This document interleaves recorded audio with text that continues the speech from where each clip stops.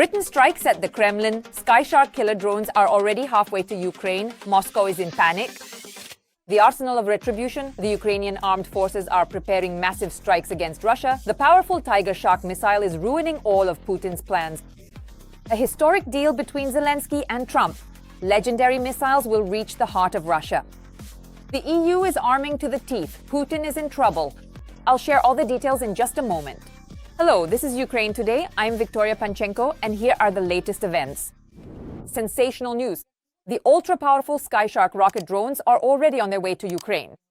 These sky monsters were developed by the British company MGI Engineering. The good news for the Ukrainian armed forces was announced by the head of the company, Mike Gascoigne. Moreover, it's likely that as early as mid-October, these iron birds will be flying toward Russia. And this is really irritating the Kremlin. What's more, there is news that Putin will like even less. Gascoigne noted that there are a number of Ukrainian companies interested in localizing production at Ukrainian facilities. As for the capabilities of the SkyShark itself, it is a weapon designed to hit targets at a range of up to 250 kilometers with a warhead weighing up to 20 kilograms. The speed of the missile drone is 450 kilometers per hour. It is also stated that it can hit targets even under conditions of satellite navigation interference. The price of the SkyShark is £50,000. That is $67,000 for a jet-powered long-range kamikaze drone. Experts emphasize that this is a very attractive price for such a weapon. In addition, the company is already preparing for the first flight of its TigerShark cruise missile, which is scheduled to take place in November. This cruise missile has a warhead of up to 300 kilograms and a flight range of 550 kilometers at maximum payload. The missile is also equipped with two engines, which are quite unusually arranged vertically, one above the other. The TigerShark's navigation system is also independent of satellite systems. The price of the missile is £400,000 or $539,000 for a full-fledged long-range cruise missile with a powerful warhead. And the main intrigue is that these missiles will likely also appear in Ukrainian skies. I don't see any problem in using our engineering capabilities to support Ukraine, because it's the right thing to do. The reality for them is that Ukraine is now showing everyone that everything should be done at cost price. It shouldn't be a missile costing a couple of £1 million.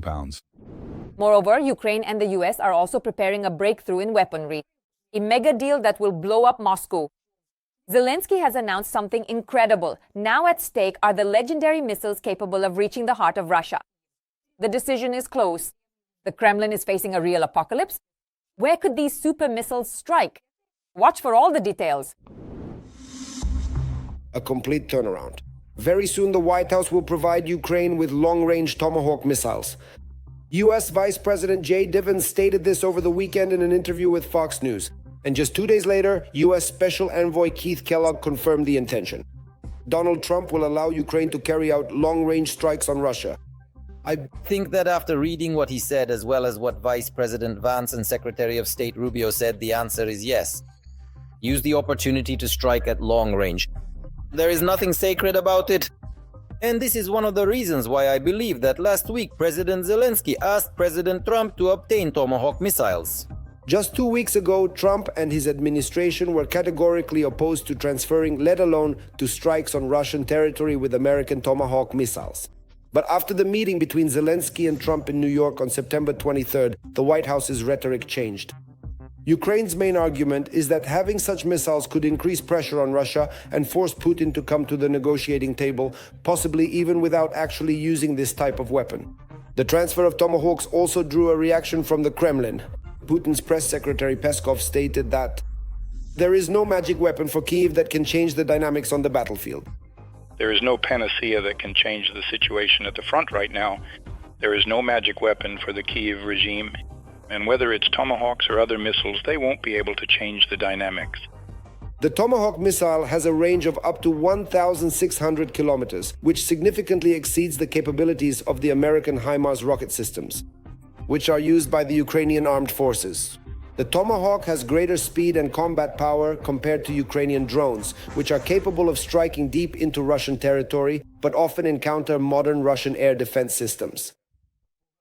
It's a bad message for the military and those who support them, who are located in the Bryansk, Kursk, Voronezh and Rostov regions at the very least, and in Kupiansk, and of course in the occupied territories. wherever there are enemy military facilities. I think the demilitarization of Crimea from Russian presence will also continue. And Donetsk is occupied, and Luhansk too. There will be even more strikes on them. President Zelensky handed President Trump a list of the necessary military aid as part of a $90 billion agreement. Additionally, Ukraine wants to hold separate negotiations with the US regarding the supply of specific types of weapons, in particular long-range weapons. All of this is provided for in our $90 billion agreement. But we are ready for separate agreements on specific types of weapons, including long-range ones. I can't share any more details. I can't provide any more details. According to the British publication The Sun, Ukrainian attacks on the oil refining sector alone have caused Russia more than $100 billion in damage. And that's without missile strikes. With their appearance, the amount of damage will multiply several times over. And another breakthrough that is shaking Moscow. The production of Ukrainian Flamingo cruise missiles has quadrupled. This is not just an increase, it's a new reality that will turn the enemy's rear into a blazing target. Our engineers have achieved the impossible. Hundreds of deadly shells will reach the front line and the skies over Russia will no longer be safe. And this is only the beginning. Not only missiles, but also drones and smart systems are preparing a fiery reckoning. All the details are in the report. A new level and scale, Ukraine is ramping up the production of cruise missiles. The developers of the Ukrainian Flamingo missile have stated that the company produces 50 missiles per month and plans to reach a daily output of 7 missiles by the end of the year.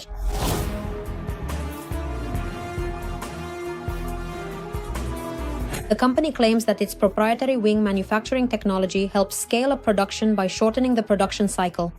Let us recall that the Ukrainian missile can fly up to 3,000 kilometers and carry a ton of explosives. In August, the Flamingo struck Russian targets in temporarily occupied Crimea. Early in the morning, 3 missiles were launched from the Ukrainian coast. The strike hit a base of Russian border guards, which is overseen by the Federal Security Service of the aggressor country.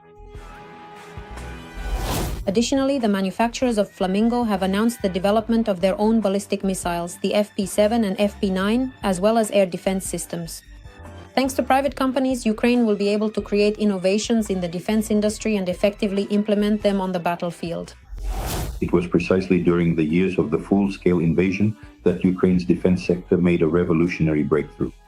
The production of Ukrainian ballistic missiles primarily refers to a modernized version of Neptune. The anti-ship version of Neptune was upgraded to strike ground targets, and currently, as a result of improved technical and tactical characteristics, developers estimate Neptune's range to be up to 1,000 kilometers. In addition, the Ukrainian Defense Forces are armed with the previously mentioned Operational Tactical Complex, ABSAN, which has a range of up to 500 kilometers. Additionally, during the years of war, the Ukrainian Defense Forces have demonstrated a unique ability to modernize even Soviet-era weapon systems. This refers to the S-200 surface-to-air missile system. Another major development has been missile drones such as Polyanitsia, Peklo, Ruta, and Bars. During the period of the large-scale invasion, Ukraine's defense industry has rapidly evolved in the production of its own strike weapons. And of course, let's not forget about attack drones. Here, according to CLAG, which is an official recognition of Ukraine's achievements, Ukraine holds a leading position in the world. The Ukrainian armed forces are successfully striking military targets in the Russian Federation, with drone systems targeting oil refineries. Drone attacks have disabled up to 17% of Russia's oil refining capacity. Ukraine is also actively working on the production of interceptor drones. The Minister of Defense stated that Kyiv will soon reach the capacity to deploy at least 1,000 such UAVs per day to defend against Russian attacks. Ukraine currently holds a leading position in the production of interceptor drones. This is a Ukrainian know-how. To put the situation into perspective, during the latest provocation by the Russian Federation, specifically the violation of Polish airspace, NATO countries' air defense systems used missiles costing $1.5 million each to neutralize Geran decoy drones worth just $10,000. Meanwhile, the Ukrainian side is currently in the process of scaling up the so-called drone wall tactic, specifically the use of interceptor drones as part of their defensive strategy. Ukraine is also developing a new air defense system of the air-to-air class, capable of covering large areas. All this means that Ukrainian developers have demonstrated the ability to create high-precision weaponry capable of destroying important enemy military targets deep behind the lines. But the biggest surprise in terms of militarization came from Denmark. Putin has annoyed Scandinavia so much that Copenhagen is now arming itself to the teeth as well. Missiles and drones are being launched, and military spending is breaking all records. A historic strike could happen at any moment. All the details are coming up now. Denmark will purchase long-range missiles and drones due to the threat from Russia. This was announced by the country's Prime Minister Mette Frederiksen. Danish Defense Minister Troels Lund Poulsen noted that with these new assets, the armed forces will be able to actively counter threats far from their own country.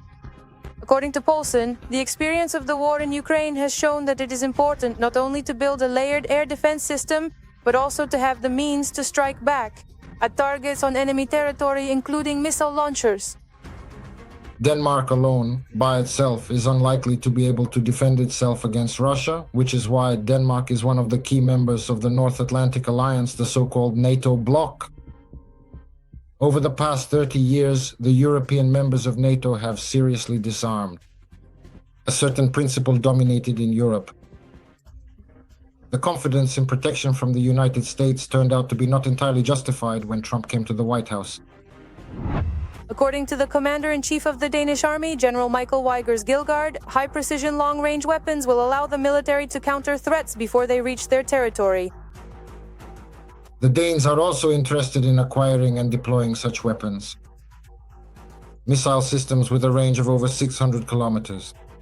Over 600 kilometers, meaning exceeding the range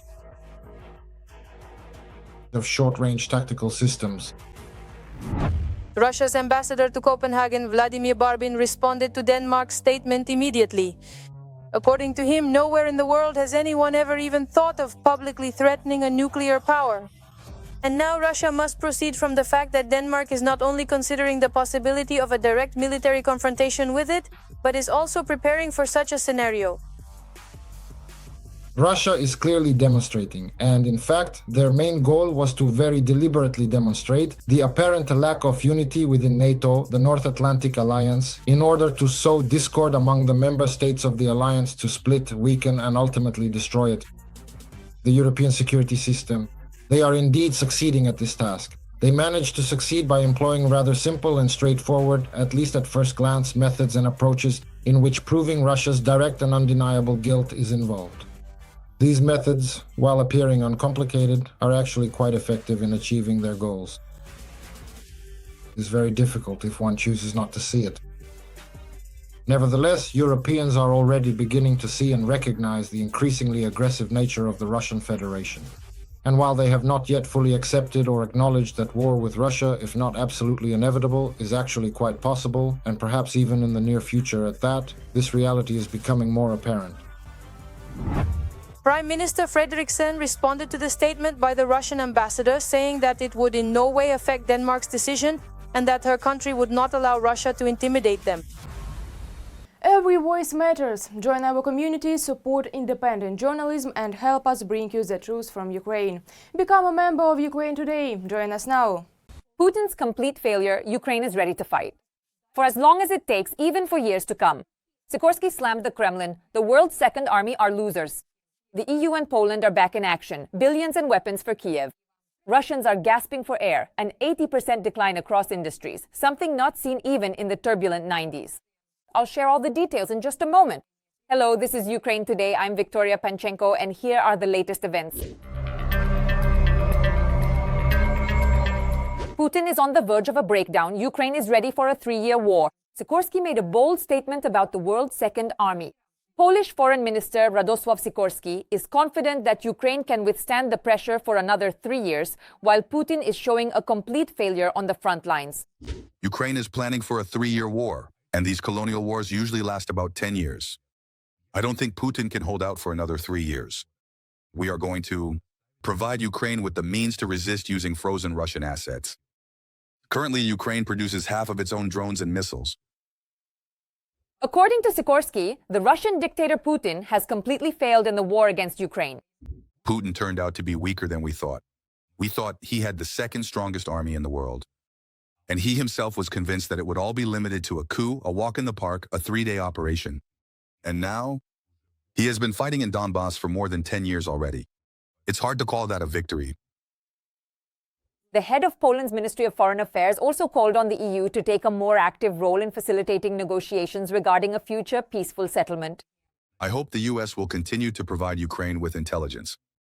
Of course, Poland is paying for Starlink terminals, and ammunition for American weapons intended for air defense and long-range strikes is also important. As we can see, aid to Ukraine from Poland is only increasing. Find out right now exactly what will be sent to the front lines in the near future by our neighbors and main partners to successfully repel enemy attacks. More than 120 billion zlotys, or $4 billion. That's the impressive amount Poland has spent on aid to Ukraine since the start of the full-scale invasion. This includes both humanitarian and military support. Poland was one of the first countries to provide Ukraine with tanks, ammunition, and defense equipment on a large scale. In 2022 to 2023, it delivered, among other things, more than 300 tanks, as well as armored personnel carriers, artillery systems, air defense systems, drones, mortars, assault rifles, and over 100 million rounds of ammunition. 10 airplanes and 10 helicopters were also sent to Ukraine. From 2022 to 2024, Poland provided Ukraine with 47 packages of military aid. The value of the equipment delivered in 2022 alone amounted to 7.23 billion zlotys, and in 2023 to 2024, another 5.63 billion. Poland also provided more than 19,500 Starlink terminals, ensuring stable satellite communication for the Ukrainian armed forces. This accounted for almost half of all terminals used in Ukraine by the end of 2023.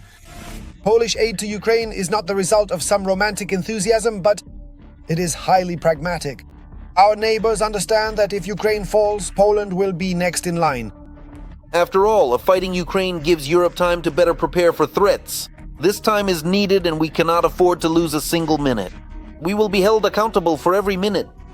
318 tanks were delivered to Kyiv by Warsaw. Among them are modernized T-72s, M1R, 591 and Leopard 2 tanks. This is more than anyone else has provided.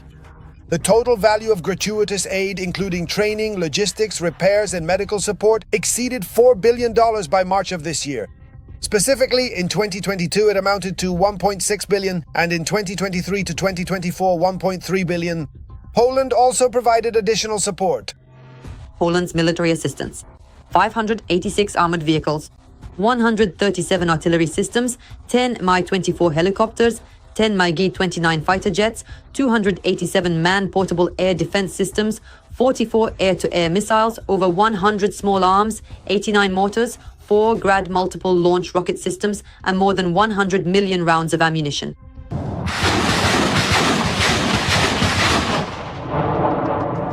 In addition to gratuitous aid, in just 2022 to 2023, Ukraine purchased weapons from Poland worth more than 2.2 billion euros. The largest contract was a deal for 54 Krab self-propelled howitzers. Of these, 36 have already been delivered. The countries are establishing joint production of weapons and equipment. The parties have agreed on the joint production of 125mm tank ammunition. There are also plans for joint production of other weapons and military equipment, including the establishment of Polish company manufacturing facilities in Ukraine. It is necessary to mobilize the industry.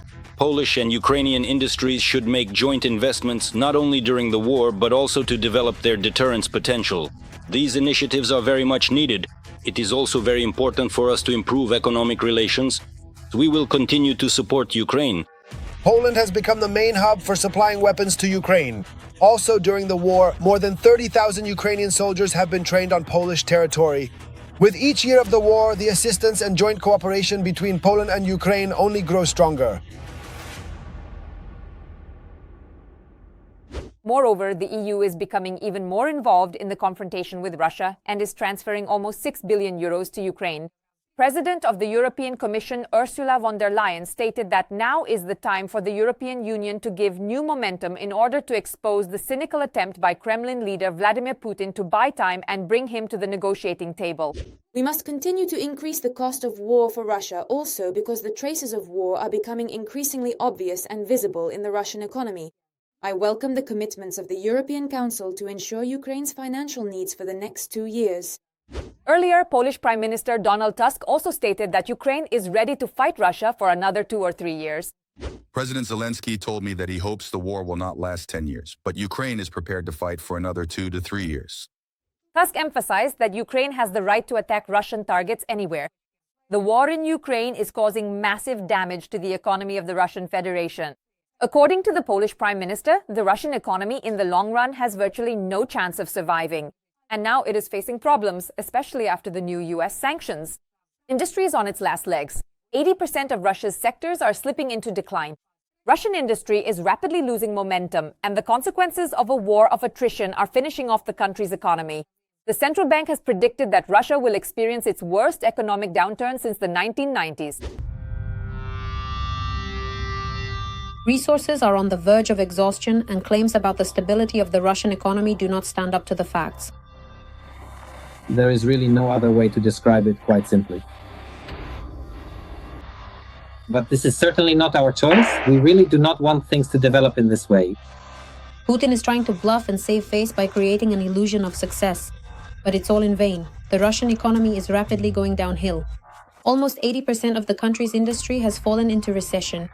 When we talk about specific sectors, it means that production in these sectors, compared to the same period, usually the previous year, is getting worse. In other words, things are not improving, they're getting worse. And recession is precisely that worsening when you're in the negative. And when a recession becomes prolonged, that is when it lasts not just 1 year, but say 3 or 4 years of decline, then it's no longer a recession, it's a depression. By the end of September, overall industrial production growth in Russia had slowed to 0.3% year-on-year. That's almost 19 times less than last year. There simply aren't enough people available, and there aren't even the most basic resources to pay for the delivery of essential components and for, in fact, the purchase of the goods you need for processing. So as a result, you end up producing less. And when you produce less, there you have it. A recession, a negative compared to the previous period.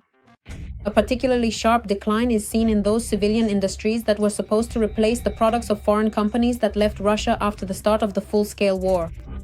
This is the collapse of import substitution, when the plan was to replace everything, but in order to replace everything, you have to produce what you will use as a substitute. And if you don't produce what you need to substitute, then how are you going to carry out this import substitution when you're not doing anything? That is, of course, any downturn in the economy means that goods are not being produced. And if they're not being produced, then there's no point in keeping the people who make them. And that means unemployment. Unemployment is always an unpleasant situation. In fact, the domestic market is deprived of consumer goods, and Russian factories are unable to make up for the shortage. Even now, it would seem, the military sector, part of the military sector, which is the production of weapons and ammunition, in September of this year, compared to last September, in Russia, it's minus 1.3%. So even the production of weapons and ammunition is already in decline. What can we say about the rest of the economy, which is showing even worse results? The central bank has predicted that Russia could face its worst economic downturn since the 1990s if sanctions are tightened. If the situation does not improve, by 2026 the Kremlin could lose $108 billion in export revenues. Here, the problems are, let's say, just starting to gain momentum. But as for their implementation, the first thing we see is that taxes in Russia have been rising since the beginning of the year. The ventilation tax will be introduced on December 1st. And environmental taxes are set to increase almost tenfold starting November 1st, literally in just a week or even a couple of days. So it turns out that all these various economic problems are cropping up more and more often, and they keep appearing in the news because, it's a zugzwang situation where you simply don't have a good option. Russian Sberbank, following Gazprom, has begun mass layoffs. In the first quarter, the staff of the largest bank, which holds half of all individual deposits, decreased by 8,600 employees, in the second quarter by 3,500, and in the third by 1,500. Of these, from Sberbank of Russia when they see, here's a direct quote from Sberbank's CEO, Herman Gref, throughout 2025, there is not a single new investment project that Sberbank is working on. In other words, the people responsible for this area have nothing to do. And since they have nothing to do, meaning there's no point in paying them a salary, they are being laid off. So the layoffs are a clear sign that there is no demand for the economic functions that Sberbank provides. And accordingly, these people are being cut. This is just one of many examples. That's the reality, but Putin is trying to hide it all. But there's nowhere left to go. The economy is cracking, the country is losing money. We look forward to your comments. There's more to come. Stay tuned for the main news and don't forget to like. Wishing you peaceful skies above.